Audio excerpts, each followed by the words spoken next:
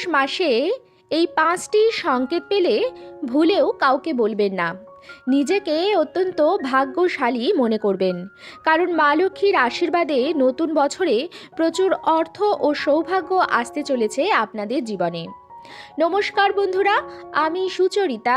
সবাইকে স্বাগত জানাচ্ছি কিপ গ্রুমিং চ্যানেলে। বন্ধুরা, আশা করছি সবাই ভালো আছেন এবং সুস্থ আছেন। আজকের ভিডিওটিতে একটি খুবই গুরুত্বপূর্ণ এবং প্রাসঙ্গিক বিষয় নিয়ে আলোচনা করব।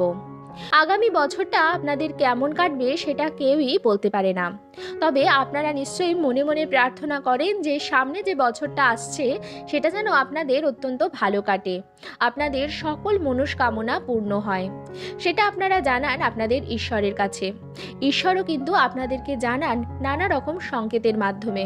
তিনি নানা রকম সংকেত, যেগুলি আপনার আশেপাশে আছে, প্রাণীর দ্বারা, পশু পাখির দ্বারা, কীট পতঙ্গের দ্বারা, গাছপালার দ্বারা আপনাদের সংকেত দিয়ে থাকেন। কিন্তু মানুষ নিজের অজ্ঞানতা বশত সেই সমস্ত সংকেতগুলি বুঝতে পারেন না। আজকের ভিডিওটিতে আমি আপনাদের সঙ্গে শেয়ার করব এমনই কিছু সংকেতের কথা, যেগুলি পরমেশ্বর আমাদের দিয়ে থাকেন ভালো সময় আসার আগে। ঈশ্বর কিন্তু ভালো সময় এবং খারাপ সময়, দুরকম সময় আসার আগেই সংকেত দিয়ে থাকেন। কিছু খারাপ ঘটনাও যদি ঘটার থাকে তার আগেও তিনি সংকেত দিয়ে থাকেন, কিন্তু মানুষ সেটি বোঝে না। আজকের ভিডিওর আলোচ্য বিষয় হচ্ছে শুভ সংকেত। ঈশ্বরের থেকে পাওয়া এই শুভ সংকেতগুলি যদি আপনি আশেপাশে দেখে থাকেন বা স্বপ্নে দেখে থাকেন, তাহলে বুঝবেন যে আগামী যে সময়কালটি আসতে চলেছে, অর্থাৎ নতুন বছর, আপনাদের অত্যন্ত ভালো কাটবে। আপনাদের সকল মনস্কামনা পূর্ণ হবে। আপনাদের যদি সেরকম কোনো ইচ্ছা থাকে যেটি পূর্ণ হওয়ার আপনি অপেক্ষা করছেন, আপনার সেই অপেক্ষার দিনও শেষ হতে চলেছে। কি সেই সংকেতগুলি জানার আগে সকল বন্ধুদের কাছে একটাই অনুরোধ করব যে ভিডিওটি সম্পূর্ণরূপে দেখবেন। দেখার পর যদি ভালো লাগে তাহলে অবশ্যই কিন্তু একটি লাইক করবেন, কমেন্টসে লিখবেন জয় মা লক্ষ্মীর জয়, এবং বন্ধুরা ভিডিওটি শেয়ার করবেন আপনাদের নিকট আত্মীয় স্বজন এবং বন্ধু বান্ধবদের সাথে, যাতে সবাই এই ভিডিওটি থেকে উপকৃত হন। আমি আমার চ্যানেলে সাধারণত পুজো পাঠ, তত্ত্বকথা, বাস্তু টিপস এবং নানা প্রকার উপায় বিধির ওপর ভিডিও বানিয়ে থাকি। চ্যানেলটি আপনার কাছে নতুন হলে সাবস্ক্রাইব করে রাখার অনুরোধ জানালাম। চলুন বন্ধুরা, আসা যাক মূল পর্বে। আমরা প্রথম যে শুভ সংকেতগুলি পাই সেগুলি পাই আমরা পাখিদের কাছ থেকে। সনাতন ধর্ম অনুসারে কোনো কোনো পাখিকে অত্যন্ত শুভ বলে মনে করা হয়। এই পাখিগুলি স্বয়ং মা লক্ষ্মীর প্রতিনিধি বলে উল্লেখ করা রয়েছে শাস্ত্রে। হিন্দু ধর্মে বলা হয়েছে সর্বভূতে ব্রহ্ম, অর্থাৎ এই বিশ্বের সব কিছুর মধ্যেই ঈশ্বরের অবস্থান। কিছু কিছু পাখি আছে যাদের ঈশ্বরের দূত বলে মনে করা হয়। বিশেষ করে 5টি পাখি হিন্দু ধর্মে অত্যন্ত শুভ বলে মনে করা হয়। এই পাখিগুলির দর্শন পেলে সৌভাগ্য লাভ হয়, আর্থিক সমৃদ্ধি ঘটে এবং জীবনে সুখ ও শান্তির আগমন হয়। এই পাখিগুলি স্বয়ং মা লক্ষ্মীর বার্তা বাহক বলে প্রচলিত ধারণা। চলুন জেনে নিই কোন সেই 5টি পাখি। প্রথম পাখিটি হচ্ছে টিয়া পাখি। হিন্দু ধর্মে টিয়া পাখি অত্যন্ত শুভ বলে মনে করা হয়, তাই অনেকেই বাড়িতে সৌভাগ্য লাভের জন্য টিয়া পুষে থাকেন। কিন্তু মনে রাখবেন বন্ধুরা, আকাশের পাখিকে খাঁচায় পুরে বন্দি করে রাখলে কোনো মতেই সেটি শুভ বলে ধরা হয় না। টিয়া পাখি যদি নিজের থেকেই আপনার বাড়িতে আসে, জানলায় বা কার্নিশে বসে, তবেই তা শুভ লক্ষণ। এর ফলে বাড়িতে কোনো না কোনো শুভ ঘটনা ঘটতে পারে। আবার একজোড়া টিয়া দেখলে দাম্পত্য জীবনে প্রেম ও সুখ বাড়ে। দ্বিতীয় পাখিটি হলো পেঁচা বা লক্ষ্মী পেঁচা। হিন্দু ধর্ম অনুসারে পেঁচা হলো মা লক্ষ্মীর বাহন। পেঁচা দেখতে পাওয়া অত্যন্ত শুভ বলে মনে করা হয়। আপনার ঘরে পেঁচা দেখলে বুঝবেন মা লক্ষ্মীর আশীর্বাদ পড়তে চলেছে আপনার ওপর এবং আর্থিক লাভ হতে চলেছে। তৃতীয় হচ্ছে নীলকণ্ঠ পাখি। নীলকণ্ঠ পাখিকে মহাদেবের দূত বলে মনে করা হয়। নীলকণ্ঠ পাখির দেখা পাওয়া সেই কারণেই সৌভাগ্যের সূচক। নীলকণ্ঠ পাখির দেখা পাওয়ার অর্থ সম্পত্তি বা অর্থ লাভ হতে চলেছে এবং আপনি সমস্ত কাজে সাফল্য পাবেন। চতুর্থ হচ্ছে চড়াই পাখি, যেটি খুব সহজেই দেখা যায় গৃহস্থ বাড়ির ঘরগুলিতেই সাধারণত এরা বাসা বাঁধে। জ্যোতিষ অনুসারে বাড়িতে চড়াই পাখির বাসা অত্যন্ত শুভ। এর ফলে লক্ষ্মীর আশীর্বাদে আপনার ঘরে সুখ ও সমৃদ্ধির আগমন ঘটতে পারে। পঞ্চম হচ্ছে কাক। কাক হলো শনি দেবতার বাহন। এই পাখি আমাদের চারপাশ পরিষ্কার রাখতে সাহায্য করে বলে একে ঝাড়ুদার পাখিও বলা হয়। কিন্তু কাকের ডাক কর্কশ হওয়ার জন্য অনেকেই এই পাখিকে বাড়ির উঠোনে বা ছাদে বসা পছন্দ করে না। কিন্তু বাড়িতে কাক আসলে বুঝবেন আপনার সম্মান ও সম্পত্তি বৃদ্ধি পেতে চলেছে। তাই এই 5টি পাখির মধ্যে যদি একটি পাখিও আপনার বাড়ির উঠোনে, ছাদে বা কার্নিশে আসে, তাহলে বুঝবেন যে আগামী যে সময়কালটি আসতে চলেছে, অর্থাৎ নতুন বছর আপনাদের অত্যন্ত ভালো সময় নিয়ে আসতে চলেছে। শুধুমাত্র পাখি কেন, নানা রকম জীব, পশু এবং কীট পতঙ্গের মাধ্যমেও আমরা শুভ সংকেত পেয়ে থাকি। যেমন যদি বাড়িতে আপনি ইঁদুর দেখেন, ইতিমধ্যেই এই 1-2 দিনের মধ্যে যদি ইঁদুর দেখে থাকেন, তাহলে বুঝবেন যে আগামী বছরে ভগবান শ্রী গণেশের কৃপায় আপনার জীবনে সুখ সমৃদ্ধি বাড়তে চলেছে। কারণ ইঁদুর হচ্ছে গণেশ ঠাকুরের বাহন। আমাদের সনাতন ধর্মে দেবী এবং দেবতাদের কিছু বাহন আছে, সেই বাহনগুলি কিন্তু শুভ সংকেতের ইঙ্গিত বাহক।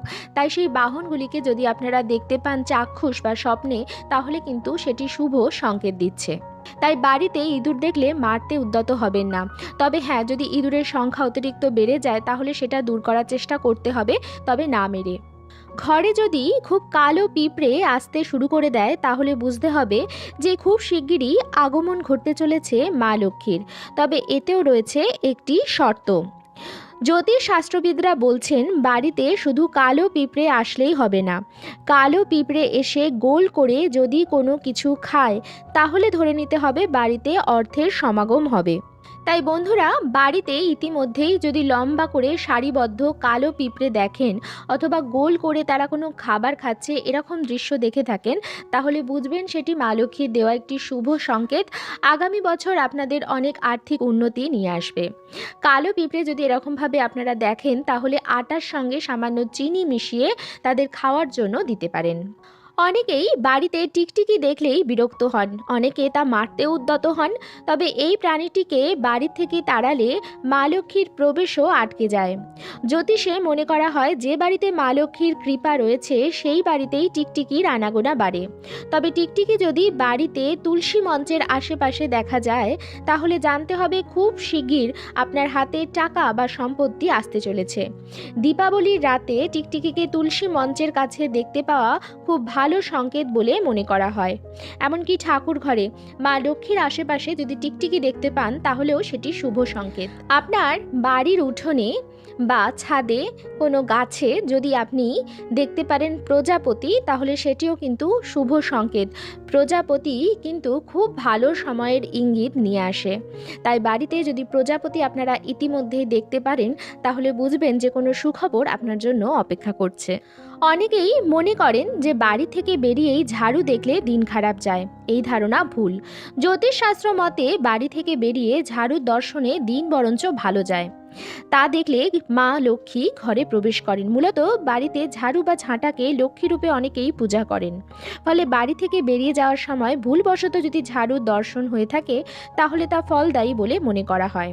যদি আপনি স্বপ্নেও ঝাড়ু দেখে থাকেন যে কোনো ছোট মেয়ে ঘর বা উঠোন ঝাড় দিচ্ছে ঝাড়ু দিয়ে, বা শুধুই ঝাড়ু দেখে থাকেন, সেটিও কিন্তু শুভ সংকেত।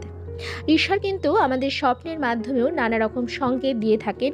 কিছু ভালো সময় আসার আগে সংকেত, বা খারাপ সময় আসার আগেও সংকেত দিয়ে থাকেন। ঠিক সেরকমভাবেই স্বপ্নে যদি আপনি কোনো দেবী বা দেবতাকে দেখে থাকেন, সেটিও শুভ সংকেত।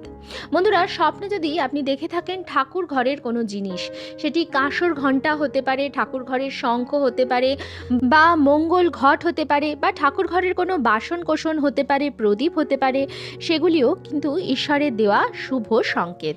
শাঁখের আওয়াজে শত্রু দমন হয় এমনটাই বলা হয়, তবে শাঁখের আওয়াজ যদি কোনো বিশেষ সময়ে শোনা যায় তাহলে তা খুবই ফলদায়ী। জ্যোতিষে মনে করা হয় যদি সকালবেলা উঠেই আপনি শাঁখের আওয়াজ শুনতে পারেন তাহলে বুঝতে হবে যে আপনার পকেট খুব শীঘ্রই ভর্তি হতে চলেছে। তাছাড়াও গোধূলিকালে বা বিকালের দিকে যদি কোনো দূর থেকে আপনি শাঁখের আওয়াজ ভেসে আসতে দেখেন তাহলে ধরে নিতে হবে যে মা লক্ষ্মী আপনার ঘরে খুব তাড়াতাড়ি প্রবেশ করবেন। তাই বন্ধুরা, এই শুভ সংকেতগুলির মধ্যে থেকে যদি একটি বা দুটিও আপনি পেয়ে থাকেন ইতিমধ্যে, তাহলে বুঝবেন যে আগামী নতুন বছর যেটি আসতে চলেছে সেটি আপনার জন্য অত্যন্ত ভালো হবে। আপনার শুভ সময় আসতে চলেছে, আপনি কোনো না কোনো সুখবর পাবেন। সেটি হতে পারে যে আপনার চাকরিতে কোনো পদোন্নতি, অথবা হতে পারে কোনো চাকরি পাওয়া, অথবা হতে পারে কোনো ভালো বিয়ের সম্বন্ধ, অথবা দীর্ঘদিন ধরে আপনি যেটির জন্য ব্যাকুল হয়ে আছেন সেটি আপনার পূর্ণ হতে চলেছে। যাই হোক বন্ধুরা, যদি আপনারা এই সংকেতগুলির মধ্যে থেকে চাক্ষুষভাবে অথবা স্বপ্নেও কোনো সংকেত পেয়ে থাকেন ইতিমধ্যেই, বা এই 2023-এর যে কদিন বাকি আছে তার মধ্যে, তাহলে সেই স্বপ্নগুলির কথা বা এই সংকেতগুলি যে আপনি পেয়েছেন সেই কথা আপনি কাউকে কিন্তু বলবেন না। কারণ বন্ধুরা, আমরা জানি না যে কে আমার ভালো চায়, কে আমার খারাপ চায়। এই স্বপ্নগুলি পাওয়া বা এই সংকেতগুলি পাওয়া কিন্তু অত্যন্ত শুভ।